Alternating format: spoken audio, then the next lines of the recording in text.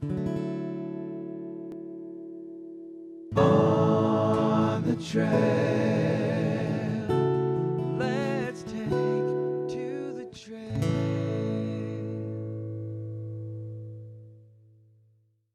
Hey, Jeff Reylee here. Welcome to On the Trail. Today I'd like to do a small segment on penny stoves. Okay, so let's do the penny stove.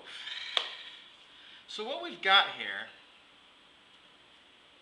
I discovered these things a year and a half ago, and I've been using them ever since. Use them quite often. Like these little things, love these little things.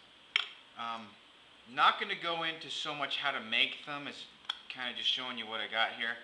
And the reason is because there's so much information on YouTube, online, about penny stoves. Just go to YouTube and type in how to make a penny stove, and there's so much information there. I'll probably do one on how I make them sooner or later, but right now let's just kind of take a look at these things. They're made out of soda cans, beer cans, tin cans. From the bottoms, both halves of the penny stove are the bottom of the soda can. And so the first half of the soda can, you don't do anything to them, and they can be of various widths, depths if you will. And the top of the can just needs to be a little bit thinner than the bottom. And since they're both the same diameter, it's pretty difficult to get these two to fit together, so you crimp the edge of the top, and the top is what has the fill hole. Use a push pin, and the top is what has the burners, so you push your push pin and you get your burners, much like you see right here.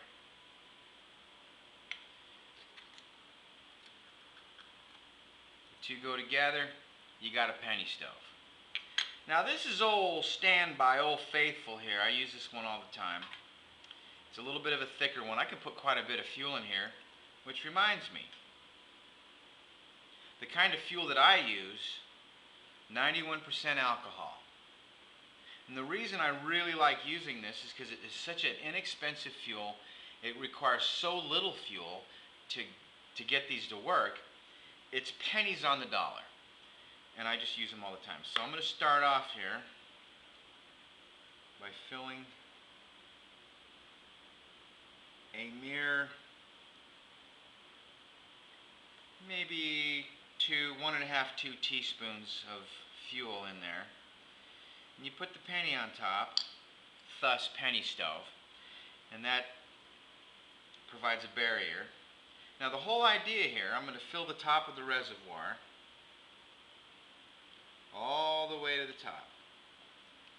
And I want a little bit to spill over to the edges. Now you'll notice that I've got a lip around the edge. That's to keep control of spillage, and it also helps to prime the edges. This 91% is going to go right up. And at this point I'm going to time how much burn time we've got. So here we go. Now the whole thinking here is that the fuel on top is going to get the stove hot enough that it vaporizes the fuel on the inside. That vaporized fuel will ignite, and it'll ignite your burners. Now these things do have their pros and cons. One of the cons is that they could be a little messy sometimes, and while you're filling them up, if you get fuel that spills around, now you got a little fire going on it, and you got to really pay attention to what you're doing with these things. You know, you don't want to start things on fire around the campsite, so.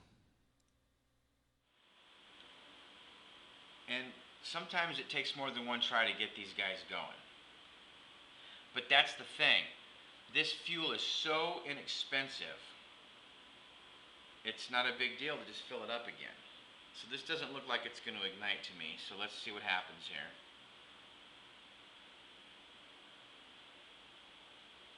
It wants to. There it goes. There. Nope. Come on, baby. There they go.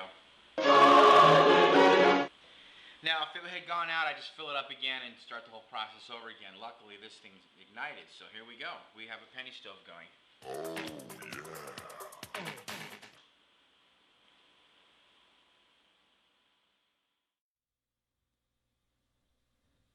So now that we got this guy going, you can see it's got a quality flame.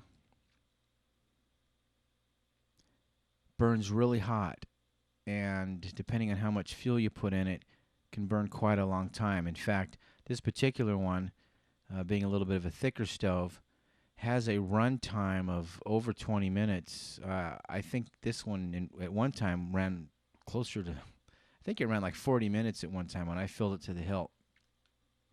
The point is, the heat that the stove puts out makes it more suitable for cooking more than just like heating up water for coffee or for some ramen. So I tend to use this more like for breakfast when I got the skillet out and I got eggs and bacon and sausage and toast and whatever else going into it. It provides the heat to get through that cooking process. So heating up water, small things, it's not the best. Now, if you've got a number of people at the campsite that just need to have a quick heat up of water, something quick, you could service 3, 4, 5 people from one penny stove application.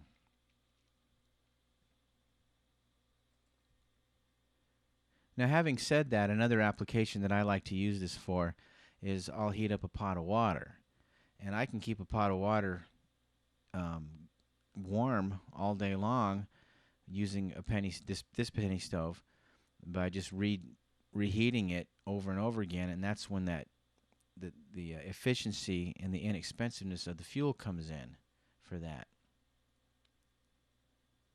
Now I do have some other designs where I just put like a teaspoon in and it just burns for 5 minutes or so, and that's good for smaller applications. In fact, the one you see on the lower left corner there has been working pretty good for that, and I think I'm going to do a feature on that because I can just put like a teaspoon in there, prime it up, and it'll run like 5 minutes, and I can heat up small things with that. But this particular one, I mean, look at it. It looks like a birthday cake. It looks like birthday candles on there.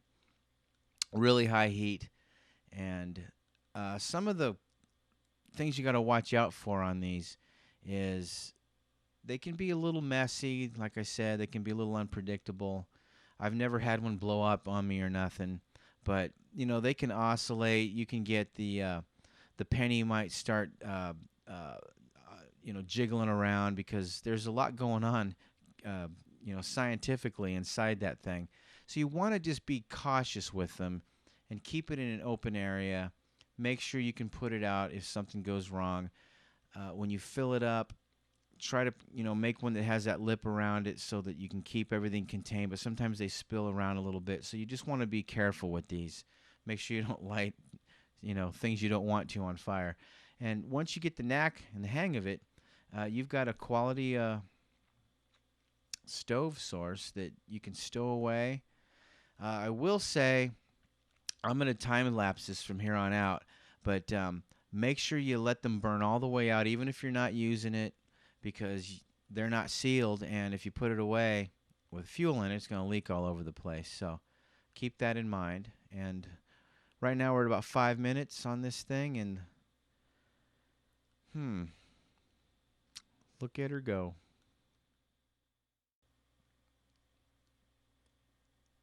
So here we are, coming in just a little over 7 minutes, and still have her burning, but she's burning down now. That's quite a lot of burn time for just a couple teaspoons of cooking fuel, the 91% alcohol. There are other fuels you can use in these. Check it out, look into it. Lots of instructionals online. Craftsmanship plays a part, so you want to learn to cut these very accurately and fit them nicely and make them well. The better you make them, the better they run, is what I've seen. And you just get lots of service life out of these when you make them right. And Looks like she's about to burn out now. It's good to let them burn all the way out so your fuel is completely gone. Let it cool down, and it's ready to go again.